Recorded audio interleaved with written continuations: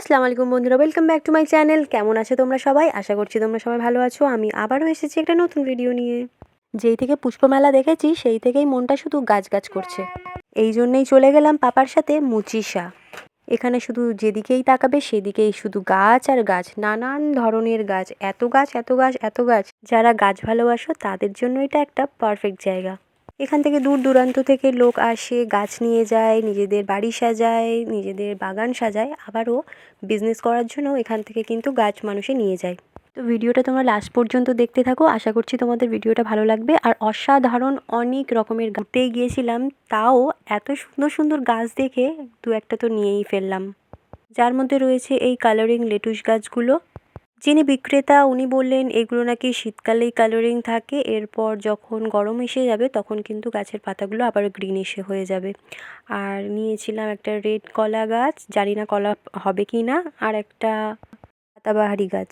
ওটাকে দেখতে লাল লাগলেও সামনে থেকে কিন্তু ওটা লাল না, একটা ডিপ রানি কালার টাইপের, দেখতে অসাধারণ লাগছিল, না কিনে থাকতেই পারলাম না।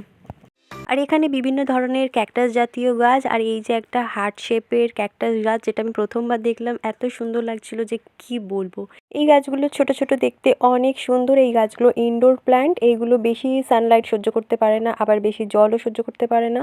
এরকম একটা গাছ আমার কাছে ছিল, তার নামটা ছিল আমেরিকান পটেটোরিয়াম। গাছগুলোর বেশি জলের প্রয়োজন হয় না, তা সত্ত্বেও আমার কাছে গাছটা বেশি দিন থাকেনি, মারা গিয়েছে। পরে শুনলাম গাছটার মানে আমাদের এখানে যে জল তাতে ক্লোরিনের ভাগ বেশি, এই কারণেই গাছটা মারা গিয়েছে। আমার মানি প্ল্যান্টটাও এইভাবেই কিন্তু মারা গেছে। চারিদিকে এত গাছ দেখে আমার তো মাথা খারাপই হয়ে গিয়েছিল, ভাবছিলাম কোনটা ভিডিও করব কোনটা ভিডিও করব না, দেখেই শেষ করতে পারছিলাম না। আমার ভিডিওটা ভালো লাগলে অবশ্যই ভিডিওটাতে একটা লাইক করে দেবে, আর কমেন্টের মাধ্যমে অবশ্যই তোমাদের মতামত জানাবে।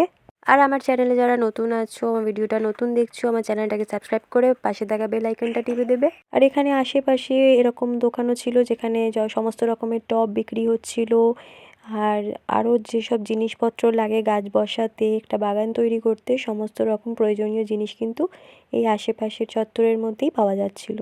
তো আমরাও মোটামুটি 3-4টে গাছ কিনেছিলাম, সেটার জন্যই টব, আরও জল দেওয়ার জন্য একটা স্প্রে বটল কিনেই আমরা বাড়ির দিকে রওনা দিয়েছিলাম। আর ফেরার পথে এই যে একটা অট্টালিকা আছে যেটা আমার ছোটোবেলা থেকে খুবই পছন্দের, এই সাইডে কিন্তু আমাদের খুব একটা যাওয়া হয় না। এই রাস্তাটা আমাদের বাড়ির একেবারে উল্টো দিকে, তবে যখনই যাই আমি এই অট্টালিকাটা দেখতে দেখতে যাই, যেটা আমার ছোটোবেলা থেকে খুবই পছন্দের একটা, ভাবলাম তোমাদের সাথে শেয়ার করি। তো আজকের ভিডিওটা এই পর্যন্তই। Thanks for watching and don't forget to subscribe.